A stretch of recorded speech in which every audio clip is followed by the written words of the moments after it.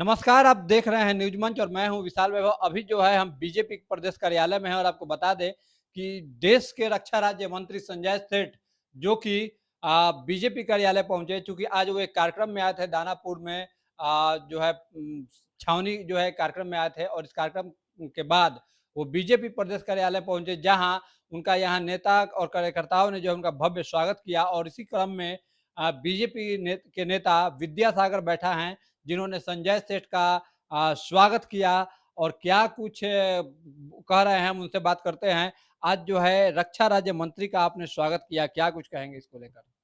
बड़ा अच्छा लगा। सबसे पहले आपको बधाई, आपके चैनल के माध्यम से, आपके जितने भी फ़ॉलोअर हैं, उन सभी को हृदय से बधाई। और आपका प्रश्न रहा कि हमारे रक्षा राज्य मंत्री जी आए थे। आज उनसे मिल कर के बड़ी प्रसन्नता हुई। मैं उन्हें हृदय से बहुत-बहुत बधाई दूँगा, उनका आभार व्यक्त करता हूँ और कहना चाहूँगा कि ये ऐसे लोग जो समाज और राष्ट्र के प्रति हमेशा लगे रहते हैं, ऐसे लोगों के लिए सभी लोग जो है यह सोचता है कि ऐसे व्यक्ति जो हमेशा लोगों के कार्य में अपने आप को समर्पित किए रहते हैं, तो सदैव अच्छा कार्य करते रहें, यही हम लोगों का कहना है।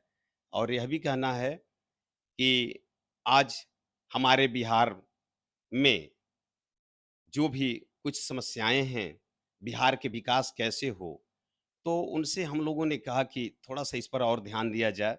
बिहार को विशेष कुछ अगली बजट आने वाला है, तो पूरे बिहारवासी को उम्मीद है और हमें भी अपने रक्षा मंत्री जी के माध्यम से, पूरे माननीय मुख्यमंत्री जी के माध्यम से, बड़े भाई सम्राट चौधरी जी के माध्यम से, माननीय प्रधानमंत्री जी से यह आग्रह होगा कि यह अपना बिहार जो है, आप लोगों के नेतृत्व में, आप सभी के सानिध्य में बिहार बहुत कुछ आगे बढ़ा है।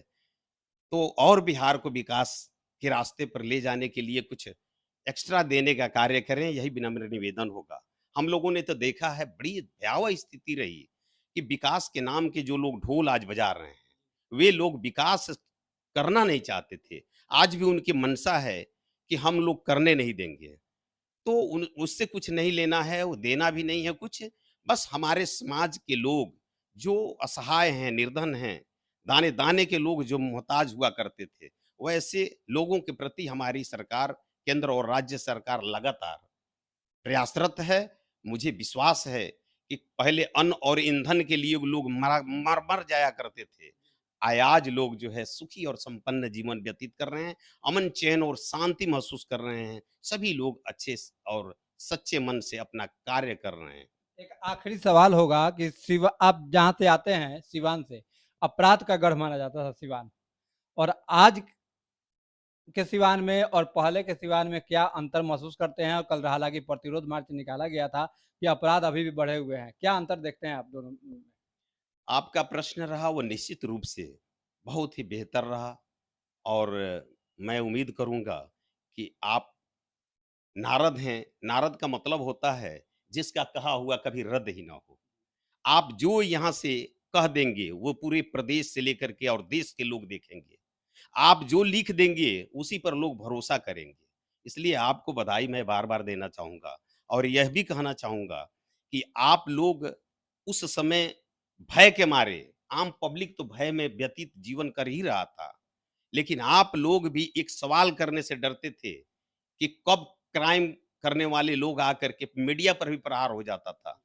आज उन सब से बहुत आगे निकल गए हैं, विकास की सारी रास्ते जो है अग्रसर है और सबको बधाई मैं बार-बार दे रहा हूँ कि वह सरकार निकम्मी सरकार थी, गरीबों का, असहायों का, माताओं और बहनों का, सबका दुश्मन वह सरकार रही है। वही लोग आज नाटक कर रहे हैं। प्रति मार्च क्या-क्या लोग कहते हैं, वो सब निकाल रहे हैं।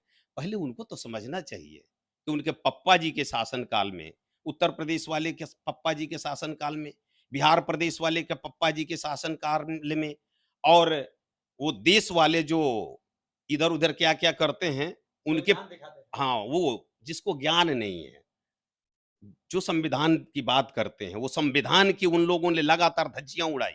जिस संविधान की वो लोग बात करते थे, बाबा साहब अम्बेडकर ने एक स्वच्छ और सुंदर संविधान दिया कि यहाँ के सभी असहाय लोगों का किस तरह से जो है विकास किया जाए। उन्होंने कहा था कि सबसे पहले शिक्षित बनो दलितों से, पिछड़ों से, असहाय से।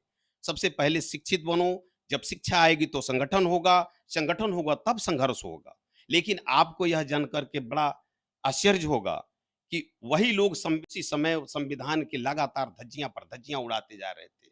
और वही लोग संविधान की बात कर रहे हैं, संविधान लेकर के घूम रहे हैं, जिसकी पन्ना कितनी है उनको पता नहीं है। और क्या-क्या मैं बताऊँ, बहुत लंबी हो जाएगी। आप जान लीजिए कि संविधान के द्वारा 52 में 1952 में सरकार चुनी गई, केंद्र में सरकार उन लोगों की रही और 1957 में चुनाव केरल में जो हुआ तो वहाँ कम्युनिस्ट की सरकार बनी। तो 31 और उस सरकार को जो है गिरा देने के लिए लगातार उस सरकार में से हटा देने के लिए कांग्रेस के लोग, जो पंडित जवाहरलाल नेहरू जी जो उसका नेतृत्व कर रहे थे, माननीय प्रधानमंत्री थे, उन लोगों ने लगातार उस सरकार को गिराने का काम किया। लेकिन वह बचती रही सरकार। फिर 31 जुलाई 1969 को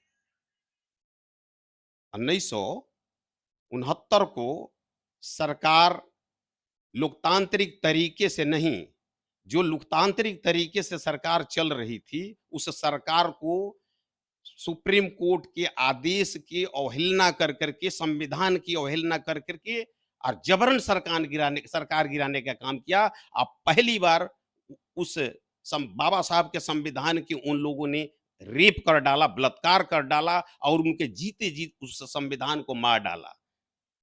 आप बताइए कि हमारी सरकार की मंशा है गरीबों की विकास कैसे हो?